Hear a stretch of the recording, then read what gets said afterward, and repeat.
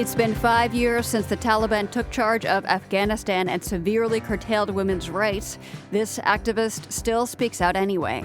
If it puts me in danger, it puts me in danger.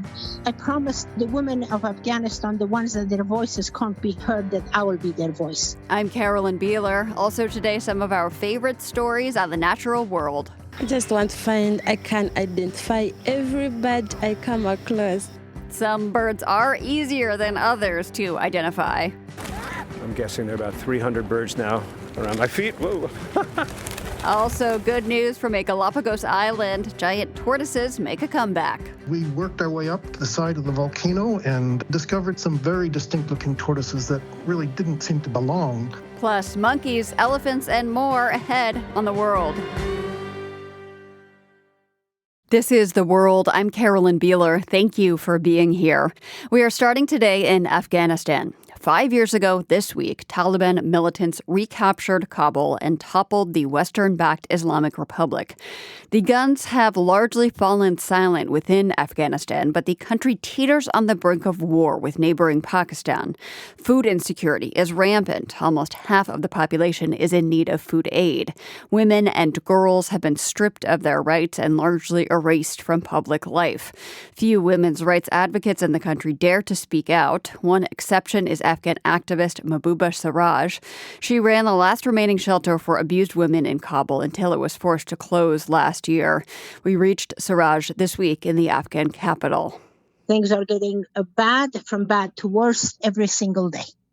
The right to education, the right to work, the right to go places, some of them that have no breadwinner, the right to look after their family by doing jobs, the right to go to the doctor, the right to go to a park. All of that slowly and every step by step has been taken away from them. So if all of these rights are being eroded, what does that mean everyday life looks like for women and girls in Afghanistan? It's pretty bad. It really is. It's actually very bad.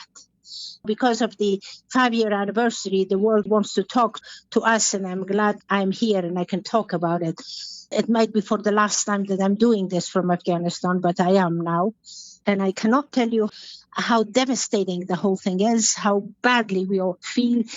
What the parents are doing, they're actually marrying off their daughters one after another in a very young age because they want to keep them safe from the Taliban. At what age? After the age of 12, they're all doing that. And if that doesn't happen, the risk is that the Taliban will choose someone for these girls to marry? That's right. And the parents are very afraid of that. I just read this stark statistic that a survey by the UN Women's Agency found that half of the women they reached leave home only once or twice a month. Does that sound right to you? That's about it. That's true. That's very true. They don't get out of the house anymore. Mm-mm. What is that doing to people's mental health that you have experienced or seen? That's another thing that is really, really very bad. I know that because I've also been in Afghanistan since 2003. I've been here since the Taliban arrived, which was in 2021. In this 5 years, what it has done on my psyche and my emotional being, in my heart and my soul, I cannot tell you. Especially after they closed my shelter, because I had a shelter for abused women, my organization did. December 10th of 2025, they came and closed my shelter, and I lost my right to protect the girls and women and children at my facility. And I was looking after them for years and years. Since 2017, people came from Ministry of Labor and Social Affairs, and they took my girls by force. They really did. And they were all crying and screaming and yelling. That was the only shelter that was functioning in Afghanistan since the Taliban arrived. What happened to those girls? They put them in an orphanage in Kabul, so they took all of the girls in there. They didn't allow me to go and see them. I'm still not allowed. I haven't seen my girls in the past 8 months. Oh, I haven't. That's devastating. Absolutely. I cannot tell you what a heartbreak that was, because all of these girls, they call me mother. I am their mother, for God's sakes. I am. I was looking after them. I was being with them, and we were eating together. We were especially a group of 6 of them that I brought from the shelter into my house so I could be closer to them and teach them, because, my shelter is very strict, because we have to keep our girls, safe.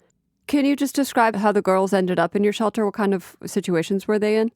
All of them, first of all, they were because of the violence in their family. Survivors of abuse. Yeah, survivors of abuse, either by their fathers, by their husbands, in-laws, brothers, uncles, all of them. We fought so hard and so long, all of us women in Afghanistan, to give rights to the women, to make the courts and open up facilities, institutions that can help these women. And we did that. We were successful, and that's how all of these shelters opened up all over Afghanistan. There were about 27 of them at one point. And by the time the Taliban arrived, I was the only one functioning. What did Taliban officials say was the reason that they were shutting down your shelter? They believe that NGOs or private sector, women, even a white-haired woman like me, 78 years old, we don't have the right to give safety and keep these girls, these women safe, because that's the job of the government. You mentioned that you can't stay in Afghanistan any longer. What is your plan? I'll see what happens, Maybe I'll go someplace in the world that accepts me, maybe in Europe, or I can just wait and see how things are in Afghanistan. How do they turn out? I don't know, really. I really don't know. I'm very tired right now. Very tired, very disappointed, very disillusioned, and heartbroken. Because the situation of women is really bad here, really bad. Does speaking out about this, like you're doing right now with me, does that put you in danger? Is that another reason you need to leave? If it puts me in danger, it puts me in danger. I promised the women of Afghanistan, the ones that their voices can't be heard, that I will be their voice. So I want to keep that. That's who I am. That's what I do. And I cannot shut up because, the Afghan women, they are being crushed, that they are being destroyed, that has been taken away from them, and it's all done by force. That's what it is. And that's why I'm doing it. I'm just going to reintroduce you here. Mahbooba Siraj is an Afghan women's rights advocate speaking to us from Kabul about 5 years of Taliban rule there. Mahbooba, secondary education has now been outlawed for women for 5 years. Can you tell me about this generation of girls who are not being educated? Tell me anything about what they're doing instead or what they are facing. One thing about the Afghan girls, I want to tell you, they are absolutely phenomenal. Their desire to learn is beyond belief, absolutely beyond belief. And they are doing anything and everything in their powers. So they're trying to get any kind of an education that they can get their hands on. How are they going about getting some sort of education? Is this kind of underground schools or online? Yeah, online, mostly online. We are hoping that the government allows us, to have the internet. And I'm sure if it's up to them, they can shut it down anytime, but hopefully they won't. So far, that's what we have. Institutions were open for the woman to learn things, like becoming a nurse or becoming a doctor's help or things like that they were all studying. They closed that too. That's also gone. It's not only schools. Anything to do with education, anything to do with learning, gone. What about international humanitarian organizations in Afghanistan? I know that the Taliban recently detained UN and NGO personnel, including staff connected to a women's and children's rights organization. Are any international organizations working on women's rights there still? There are international organizations, international NGOs are here. They're working, they're trying to do their best as they can. Some of them are allowed, some of them are not allowed, but I don't think it's going to last, really. If this trend continues, that's all going to shut down also. This is called apartheid, I'm sure, because the law of the land is not to help the woman, not to let the woman get education, not to let the woman go out of the house. So what is it if it's not apartheid? What is it? Are there Afghan women who are managing to publicly challenge the Taliban right now? You mentioned people, educating themselves kind of surreptitiously. Are there people who are standing up against the government, and what happens if they do? Well, there were some girls in the beginning that they did try, and they tried to stand up. They were either taken out of the country. A whole lot of them got imprisoned. Some of them just, shut down, and they never opened their mouth. Because it's not allowed. Families cannot really allow their daughters to be doing that, nor can they put up with it. So it's no longer there, no longer. I wonder if you could just paint a picture for our listeners of what the Taliban envisions as the world for women going forward. They are saying that they want the woman to go back to the time of Prophet Muhammad, may peace be upon him. But there is nothing that they are doing that looks or feels or sounds like the time of Prophet Muhammad. He was a great man, and he was very fair and right with everybody. That's what they want to do. They want to get us all back 1,400 years. 1,400 years for the women to go back, and for women to be staying home, being the wives of one man. They're all getting married, up to 4 wives. They are marrying a second wife, a third wife, and a fourth wife. And I'm sure if they have more, they can do more than that. And then having many children, and raising those children according to the Sharia and Islamic way without any kind of influence from the mother. You can imagine what's going to be the future of my country. Speaking of the future of Afghanistan, what is the impact of these restrictions on women's lives, on all of society? I mean, taking, half of the workforce out of the picture, etc. That to me is absolutely unacceptable. What is going to happen to other generations? What is going to happen to the boys? What kind of a men they are going to become? We are right now the group of people in the world that nobody wants to have anything to do with us. We are the most disliked human beings. The young men of this country, they are so disillusioned. They are so hopeless. That's not the way it's supposed to be. They have a right to live. They have a right to work. They have a right to dream. Why is it like this? Why? I'm not saying we are not Muslims. We are. Thanks to Allah, we are. Alhamdulillah. But that has nothing to do with our advancement. It has nothing to do with our achievements. It has nothing to do with our development. It has nothing to do with that. We should be allowed to develop our country, our people, our society, our education. We are left far behind. Mahbouba, you were born in Kabul. You were imprisoned by its communist government in 1978. You were forced into exile. You returned back in 2003 and have spent most of the last 23 years there. You say now is the time that you think you have to leave. Why this moment? Why have you not left at other challenging moments? And what has driven you to decide that now is the time? I cannot work anymore. My being here is no longer useful. That is killing me. It really is. It becomes very hard for a person that is working, not because she needs money, not because she loves money, but loves power, loves fame. No. I'm an Afghan. I love my people. I love the men and women of Afghanistan with all of my heart. I want to work for them. I want to work by them. And I cannot do it.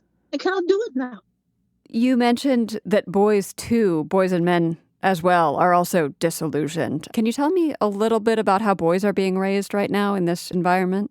The poor boys, their mothers, I don't think are very involved in upbringing of the boys. Very little, because that right has been taken away from them slowly. So moms are basically cut out of the picture at home? It's dads totally in charge of the rearing of boys? Yeah, grandfathers, uncles, big brothers, yeah. Absolutely. When they are very little, babies, and their mother is giving them milk, that's different. After that, when they grow up, no, it's finished. And one of the reasons why I am talking right now, and I will talk until the last breath while I'm here, nobody wants to think that Afghanistan is a failure. Nobody wants to think that Afghanistan is struggling. Nobody. But at the same time, for God's sakes, what are we supposed to do? What are we supposed to do? And right now is the beginning of it. As the time go on, it's going to get a lot worse. More and more. Yeah.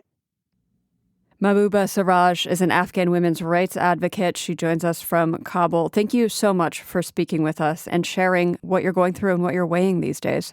Thank you so much. And if you can share it with your listeners, I would appreciate it more than anything in this earth. Thank you very much. I hope one day I have good news to talk about.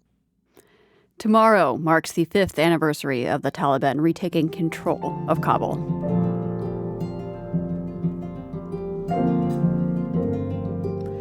Coming up, it is a bit of a zoo as we spend the rest of the program with some of our favorite stories about animals. You are listening to The World. This is The World. I'm Carolyn Beeler. We have a soft spot around here for stories that help us better understand our natural world, especially stories about animals. And those are what you're going to hear for the rest of our hour today, starting with a story about birds and the people who travel the world to see them. Birding is a huge hobby globally. It is a multi-million-dollar industry and a big driver of ecotourism. But most professional bird guides, the people who earn most of those tourism dollars, are men. In Uganda, women are working to change that. The country now has the world's biggest club for professional women bird guides. Oh, yeah. Right there. Beautiful. From Uganda's capital city, Anita Elash sent us this report 2 years ago. It's a Sunday morning in Entebe's historic botanical gardens, where you can find more than 400 bird species. A group of young women has just spotted one of them, the spectacular broad-billed roller. Oh, Yeah, very beautiful bird. Very beautiful bird. Look at my light on the ground, but let's go on that branch. Okay. Most of these women are training to be professional bird guides. Priscilla Kabarungi started last year. She's already learned to identify more than 200 species. Oh, I love birds.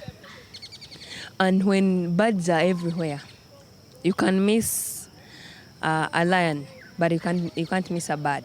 Her favorite is the elusive and increasingly rare papyrus gonolek.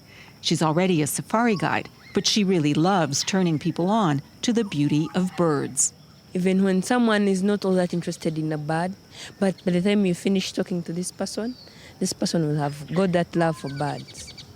Because of the colors, the calls. For Macklin Comagen, birds bring back memories of childhood in rural Uganda. Her mother taught her that birds call to communicate things, like danger or the start of the dry season. She's illiterate, she did not study.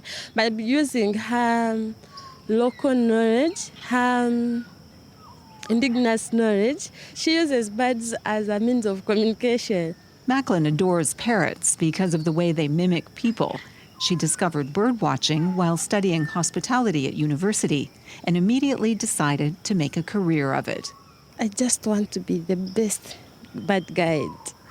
I just want to find I can identify every bird I come across. Macklin already works for a travel agency, but as a booking agent, she earns a fraction of what bird guides get paid. Until recently, she struggled to find the money for training and basic equipment like binoculars and guidebooks. And with a 2-year-old at home, it's been a challenge to find the time to develop her skills. Here in Uganda, it's mostly women who take care of the house. A man can wake up and move for birding without looking at the children. But you're a woman, if you ever wake up and just leave kids without having breakfast, we leave kids without making sure they are all okay, it will be, you have committed a crime. Ironically, it was a man who founded the Uganda Women Bird Guides in 2013. The tourism business had been dominated by men for a very long time. Herbert Byarahanga is one of Uganda's most distinguished guides. He's known for taking apprentices under his wing, but he never thought of including women until a birdwatching trip in Illinois, led by a female guide. And she was 65 years old, and she was able to whistle out birds. And I was like, wow, if she can do this at 65, what about our girls in Uganda? Women don't whistle in Uganda. It's one of the cultural taboos that's kept them out of the industry. The club targets those taboos by giving women the experience and resources they need to prove they can do the job. At this point, there are more than 100 members and 30 women earning a living as bird guides. Anthropologist Wendy Ha says the club has had a global impact. What's surprising is how few women guides there are in countries where you wouldn't think this would be an issue. Ha is based in upstate New York. She's writing a book about the working lives of women bird guides around the world. She says even in countries like the United States, women bird guides have battled against stereotypes. You know, how capable are you really of doing this? Do you really know your stuff? Can you actually drive this vehicle? She says Uganda's women guides are known around the world. Some countries have started their own clubs, and more travel agencies are training women or asking specifically for women guides. Are we hearing the call? At the Entebbe Botanical Garden, the bird guides have just spotted an African gray parrot. It just flew in that this big tree. Oh, Priscilla Kabarungi says these kinds of experiences have given her the network and the courage to challenge stereotypes. She's learned how to drive a safari vehicle and apprenticed as a mechanic. And all those are male-dominated skills. So you have to first put the woman in your side and try to be a man somewhere in those skills. Macklin Comagen says the club uncovered a dream she never knew she had. She still can't afford binoculars, but she knows that one day she will. My dream is not yet fulfilled fully as I want, but now I'm in the line. At least I'm in the line of fulfilling it. And I will make it. I'm trusting myself that I will make it. For The World, I'm Anita Elash, Entebbe, Uganda. We are telling animal tales today, true stories about creatures of the land, earth, and sea. In the middle of the pandemic, Patrick Wynn reported this story for us from a mid-sized city in Thailand called Lopburi, which was faced with a menacing animal problem. I was warned. In this part of town, hide everything. Your car keys, even your glasses. They'll snatch them right off your face. ทั้งหมดต้มหูแว่นสร้อยพวกเนี้ยบางทีนั่นน่ะเดี๋ยวเขาดึงได้ Nong Tantiwong runs a car parts shop downtown. She says earrings, grocery bags, necklaces. If they can pull it off you, they will. Sure enough, I already feel dozens of eyes upon me, sizing me up. One stranger yanks at my clothes. Another bears a set of yellow teeth. This part of the city has a monkey problem, and it's getting worse. There are about 2,500 long-tailed macaques in downtown Lopburi, mobbing the sidewalks, screeching, fighting, stealing, all day, all night. Nong actually built a metal cage around the front of her store to keep them out. I asked, how do customers come into the shop? ลูกค้าเข้ายังไงครับ ตั้งแต่ช่วงโควิดแล้วค่ะพอเรามีกรงอ่ะลูกค้าก็จะบอก Customers don't come in, she says, and points to a hatched door, the kind you might use to pass things into an animal cage. Customers stand outside the cage, they ask for a product, she fetches it, opens the hatch, passes it through, and grabs the money as quickly as possible. Nong swings open the door to demonstrate. เดี๋ยวพี่ถอยแป๊บนึง But she's instantly besieged by monkeys. A couple wriggle through the hatch into the shop. She chases them with a water gun. Nong says the city has reached its breaking point. พอตอนหลังพอมันมีโควิดปุ๊บลิงก็ไม่ค่อยมีกิน Everything went bad, she says, during COVID. Not long ago, monkeys and humans coexisted here, peacefully. Macaques have long lived in the ruins of an ancient Buddhist temple nearby. Locals and tourists feed them pineapples, eggs, bottles of Coca-Cola. They believe it generates good karma. Then came COVID lockdowns and the end of food handouts. Hungry monkeys started roaming empty streets, staking out new turf and fighting for scraps. By late 2020, locals were posting videos online of monkey battles, up to 1,000 monkeys in paw-to-paw combat. This is the new normal in Lopburi. Whole blocks are dominated by what Thai TV news calls gang ling mafia, monkey mafia gangs. แก๊งลิงมาเฟียลพบุรีครับโอ้โหไม่อยากจะเชื่อมันแบ่งออกเป็น2แก๊งขนาดใหญ่ A Thai TV news broadcast showing an FBI-style chart of rival monkey gangs with photos of their leaders, their right-hand men, and their lieutenants. Locals call one gang leader Mr. Beard, another the Giant. There are now 4 monkey gangs in Lopburi. The most elite group runs the temple, where people are back to feeding them. Newer gangs have seized an abandoned theater and the rooftops over Nong's shop. One local veterinarian tells me the so-called gang leaders are really just alpha males. จริงๆแล้วเขาคือ alpha male ของฝูงแต่ละฝูง That's Rita Jutana Supanam. She goes by Dr. Thai. She says alpha male monkeys are just doing their job, feeding their pack, even if that means stealing lunch out of a human's hands. Thai has given free medical care to Lopburi's monkeys for 2 decades. When officials need help treating or wrangling monkeys, they call her. เกือบจะ100 ครั้งแล้วมั้งคะ นับไม่ถ้วนนับไม่ได้ Thai is telling me how many times a monkey has bitten her. She says maybe 100 times. She doesn't hold it against them. Not long ago, Thai found a newborn macaque, wet and mewling on a rooftop, abandoned by its parents. It now lives in her bedroom. It's a sniffly little thing in tiny little diapers with a hole cut out for its tail. She loves to cuddle it. กินได้ไหมคะกินไม่ได้ Humans aren't the only ones in crisis, says Dr. Thai. A monkey troop will only abandon babies when they can't feed them. They steal from us, she says, because they have to. Thai is grateful humans haven't turned violent. They're held back, she says, by a local superstition. เราทำร้ายลิงเราทุบตีลิงอาจจะโดนคำสาปหรือใดๆประมาณ She says locals believe hurting the monkeys would bring a curse upon Lopburi. So, how can the humans get their city back? Well, the government has tried mass sterilization. It helps, but the monkeys breed faster than wildlife officials can desex them. In recent weeks, authorities have also experimented with capturing and removing the alpha males. That hasn't worked out so well. No, to the contrary, because the head of the pack keeps the pack together. Edwin Wieck runs Wildlife Friends Foundation Thailand, an animal rescue group that works with Thai authorities. Capturing monkey bosses, he says, only leads to nasty power struggles over turf. The troop falls apart, or there is a new guy taking over for the time being. That is not what you want. You actually would like the troop to stay well connected and loving each other.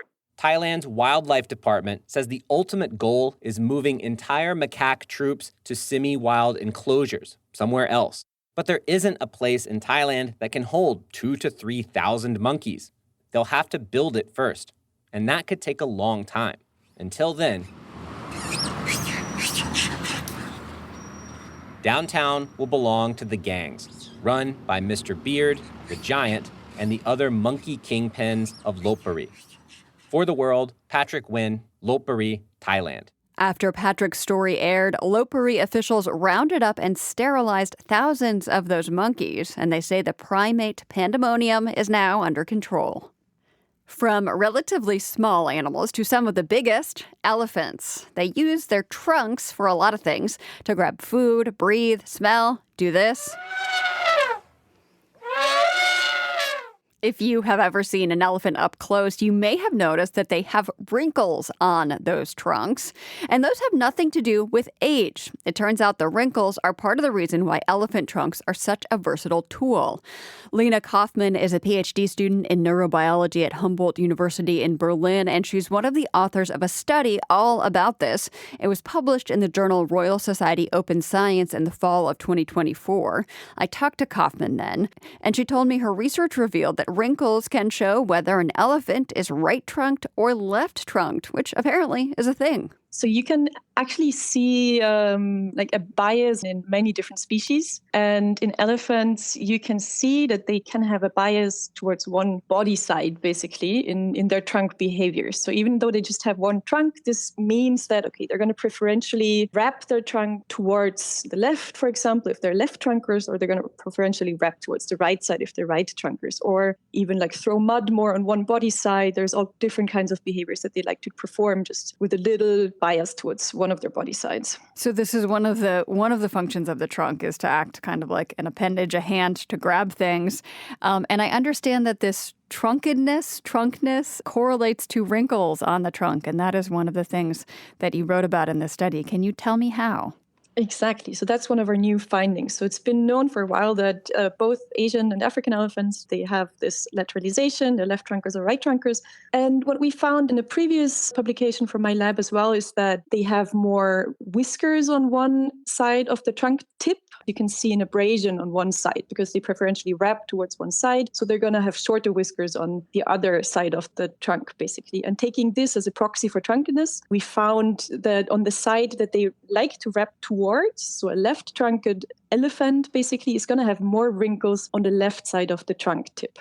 So as we've said, the wrinkles on an elephant's trunk, many of them are there at birth. Why is that? What are they used for? Why would they form in utero?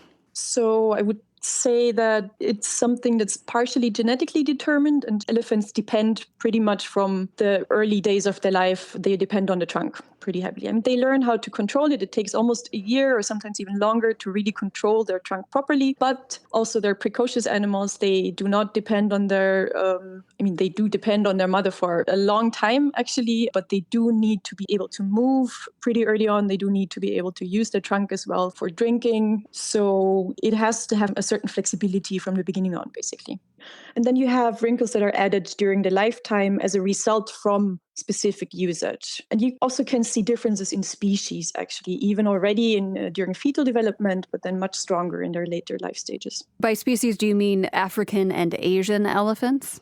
Exactly. So we see more wrinkles in the Asian elephants than in the African elephants on their trunks. Is that significant? Yes, definitely. I actually think that's one of the most fascinating results of our study, because even more relevant than just numbers, so Asian elephants having more wrinkles on the trunk, is where we exactly find these wrinkles, that they have more or in excess. And that's in this trunk zone that's right after the trunk tip. And the fascinating thing here is that this correlates actually with behavioral differences between African and Asian elephants. So you can see that African elephants, they have these two fingers at the end of the trunk, and they prefer to pinch food or many other objects as well with these two fingers. And then Asian elephants, they only have one finger, and then they have a cartilage bulb, and they preferentially wrap their trunk around things. So both species do both behaviors, but there is a strong species-specific preference there.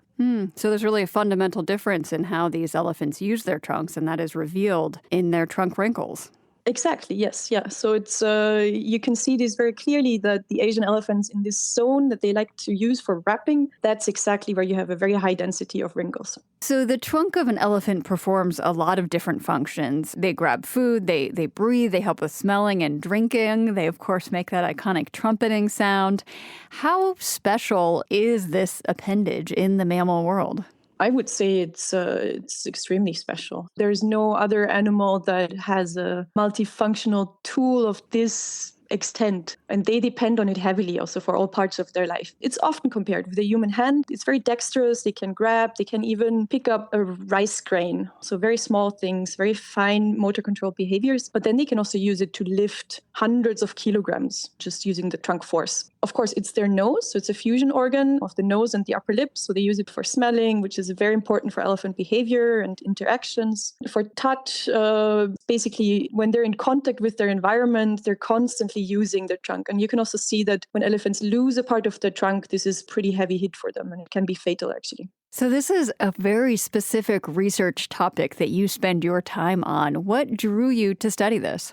So I'm actually a neurobiologist, so I'm very interested in behaviors and what happens in the brain when animals show very specific natural behaviors. And elephants are fascinating animals for this kind of research, because first of all, they have very specific cognitive abilities. You would say, even compared to what we say in human terms, intelligence, they're very smart animals. They have these very dexterous trunks, and it's a very specific specialization as well. So what I was interested in the beginning especially is, how does this relate also with the brain? How is it controlled, this trunk, with all of the muscles? We have more muscles in this trunk than the entire human body has. So there's a lot of things about elephants that are very fascinating for scientists. Lena Kaufman is a PhD student at Humboldt University in Berlin, using neurobiology to help deepen our understanding of how elephants use their trunks.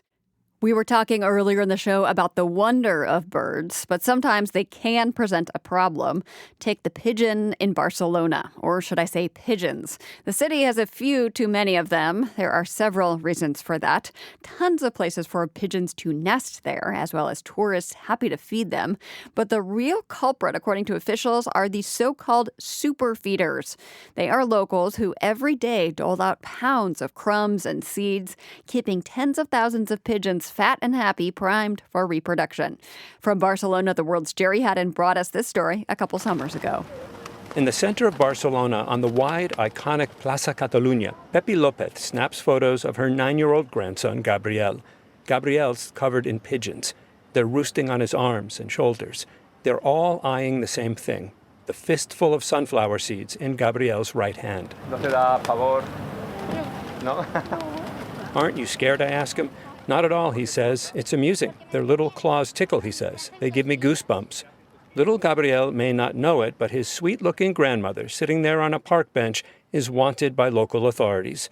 She's one of hundreds of pigeon superfeeders, people who spend a lot of time tossing a lot of food to the birds.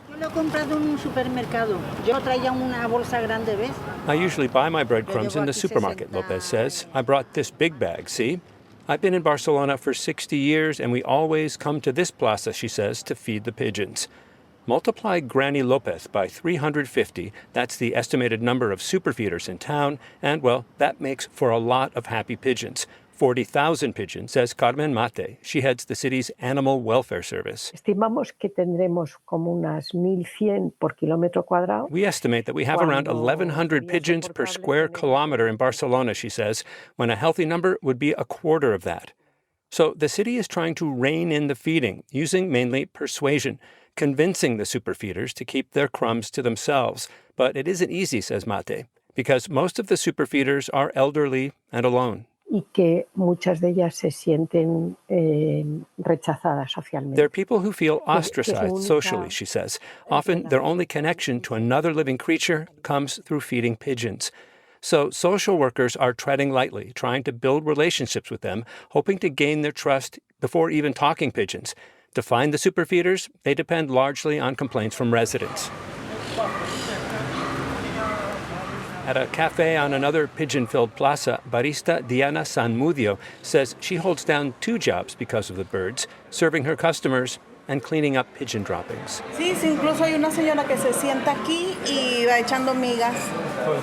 There's this woman who sits just outside, she says, and tosses them breadcrumbs. We have to chase her off to keep our tables clean.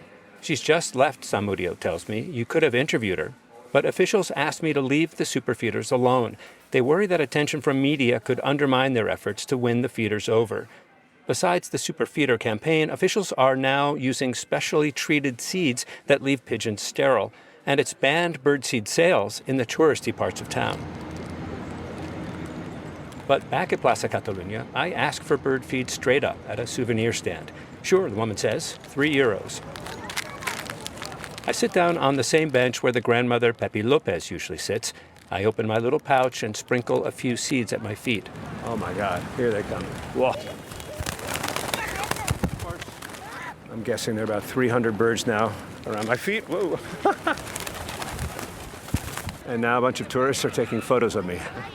Out on the plaza, a young couple sets their baby on the ground, sprinkles seeds on her lap, and films the frenzy.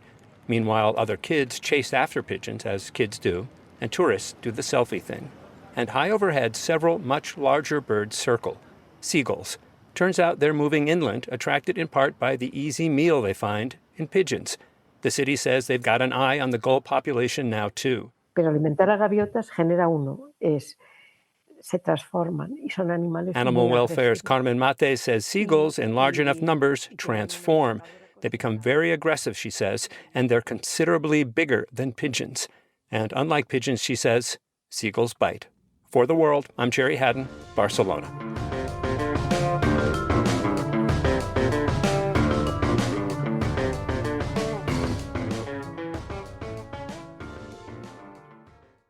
We've got one more animal story to take you into the weekend, and it is good news.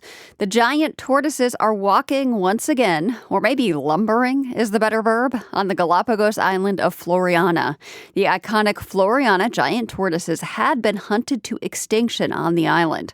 Conservationists have now successfully reintroduced descendants of those tortoises to the island, more than 150 of them.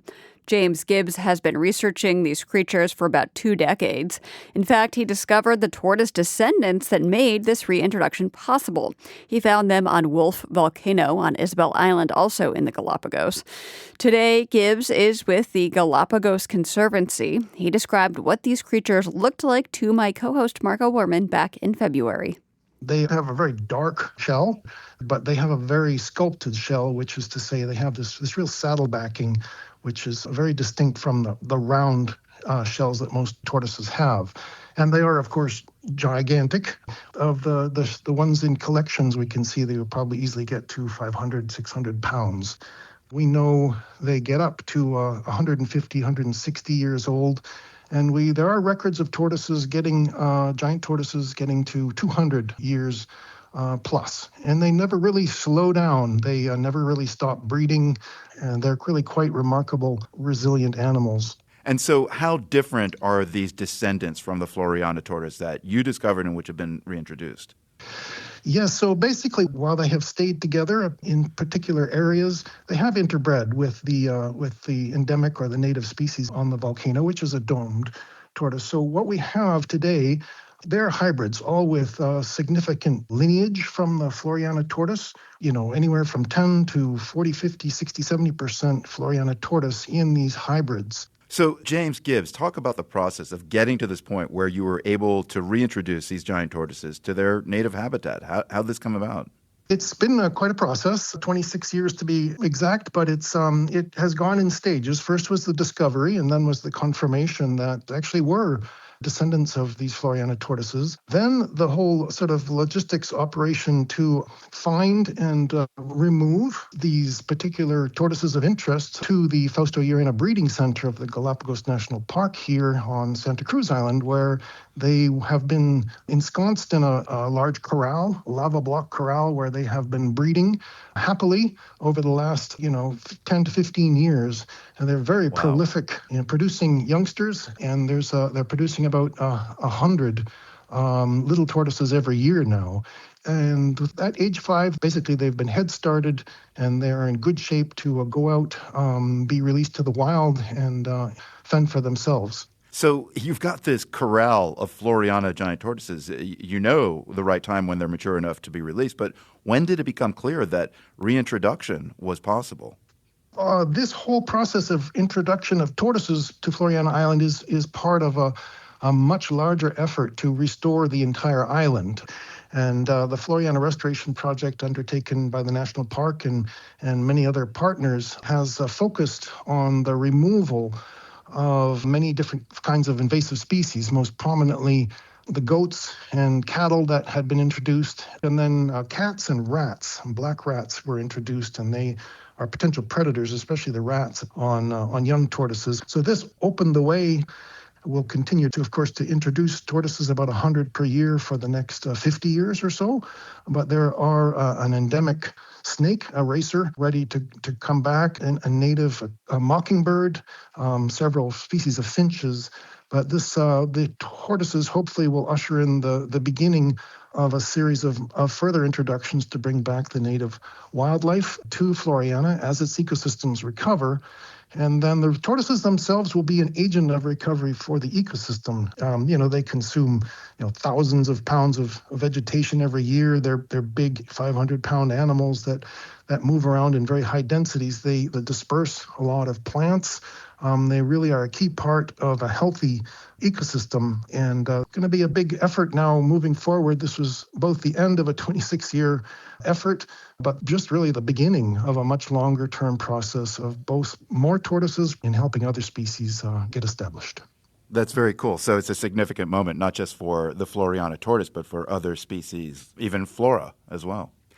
Just as a detective story, the arrival of these descendants of the Floriana tortoise is fascinating. How far from Floriana Island is Isabel Island, and what are your theories? Yes, no, it's been quite a head-scratcher in terms of what happened, but fortunately we're not completely in the dark on this. So these two islands are about as far apart as you can get in the Galapagos, and none of the ocean currents are sort of tend that way. How did they possibly get here? What we think happened, and it's more than just conjecture, is that we do know the whalers, most of whom were out of the New England, Boston, Nantucket, Cape Cod area. One of the first stops they made was to collect tortoises. They really depended on huge stores of tortoises on board to sustain themselves as a source of food while hunting sperm whales. So they collected a lot of tortoises, and we also know they traded and moved them. There's a record of the USS Essex, a U.S. Navy ship, finding 2 British warships, engaging with them, and all ships prior to their firefight, clearing their decks of hundreds and hundreds of giant tortoises right in front of this very remote volcano where we found these Floriana lineage tortoises. And surely some of those ultimately fetched up on the shore, and maybe are the tortoises that, made their way to the base of the volcano, interbred a little bit with the native tortoises present, and were those that we ended up finding, 26 years ago as hybrids. Just one more thing, James. If these tortoises can live for more than 100 years, is there any chance that some of the turtles on Wolf Island that you discovered were the original Floriana tortoises? Great question. I've often wondered that, and I think yes. I think the answer to that question is yes, because the time frame is reasonable. I mean, it's getting to the extent of their potential lifespan, but we have found some of these hybrid tortoises with such a high quotient of the Floriana genome that they have had to have had a pure parent, and that pure parent needs to still be out there on Wolf Volcano. There are, we estimate, 12,000 tortoises. It's a little bit of a needle in a haystack looking for and finding them, but I think there's a good chance. It's only, 3 or 4 tortoise generations at most. In fact, I'm pretty sure some tortoises that Darwin gazed upon are still alive today, gazing upon us. So yes, the time frame is such that those original tortoises moved by the whalers could still be out there. James Gibbs is Vice President of Science and Conservation at the Galapagos Conservancy. He spoke to my co-host Marco Werman from Santa Cruz Island in the Galapagos.